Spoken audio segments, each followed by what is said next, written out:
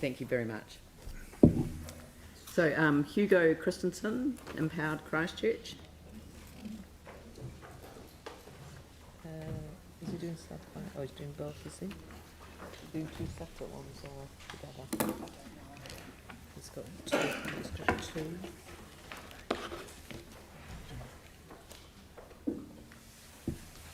Kia ora koutou, ko Jacqueline Tyther toko ingoa. Obviously I'm not Hugo Kristinsson, but he's sitting beside me and this is Paul Smith. So I'm here to speak on behalf of Empowered Christchurch. I've been a member of Empowered Christchurch since 2015.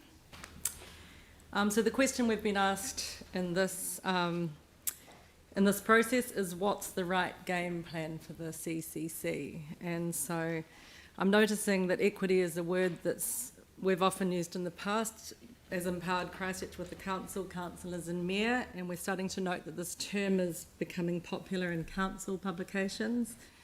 So I guess the use of this term equity begs the question, how exactly does CCC define equity? So what does that term actually mean in your view?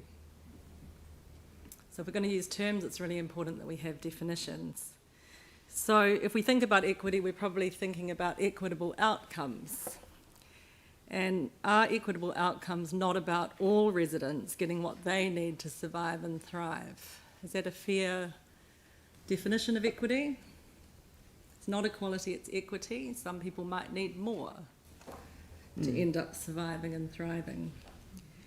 Council has an obligation to enable equitable outcomes for all residents in terms of funding, capital works, health and safety, well-being and economic recovery.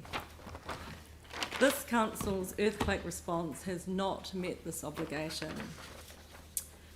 Why were the worst affected areas left until last after the earthquakes? And when will the areas where loss and hardship have actually become endemic, when will these be prioritised by the council? Are the residents of these areas not important? And is their economic well-being, health and safety and their living conditions of no concern to this council? So it occurs to me that in order to answer your initial question, which is what's the right game plan, I need an answer to another question, a different question, and that is, what exactly is CCC's game plan? Your job. Please tell me how in the long-term plan this council is ensuring an equitable outcome for all of the residents of this city and ensuring a sustainable future for all areas. Over to you. Does anyone have any questions?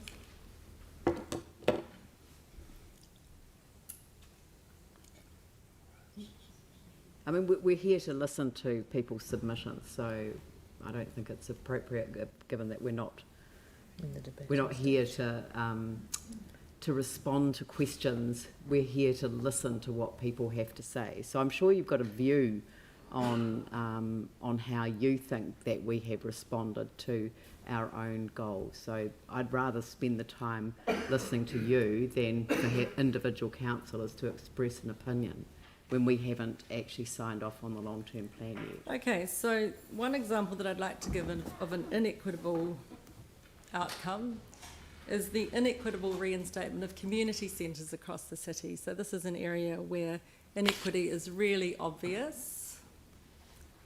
Okay, so can you comment on why some areas are getting their community centres reinstated? I think you're misunderstanding the approach. So the approach is that we want to hear from you. If you feel that there are areas that have been responded to in an inequitable way, then spell them out. I just did. I just gave you an example, community centres. Okay, well some people haven't got their community centre back, such as 10 Shirley Road. Other areas are getting beautiful, beautiful community centres. So the Mount Pleasant one, for example, fantastic. Yeah. Yeah. What about Hornby? They're getting one? Yep, Hornby is an example. So where's the equity in that? Well, you're here to make a submission on the plan, and I mean, it would be appropriate for you to comment on that, not for councillors to respond to you on an individual personal basis. Well, I think I just have. I think I've talked about inequitable outcomes. All right. Is there anything else you'd like to quickly cover? Because we'll move on to the next submission.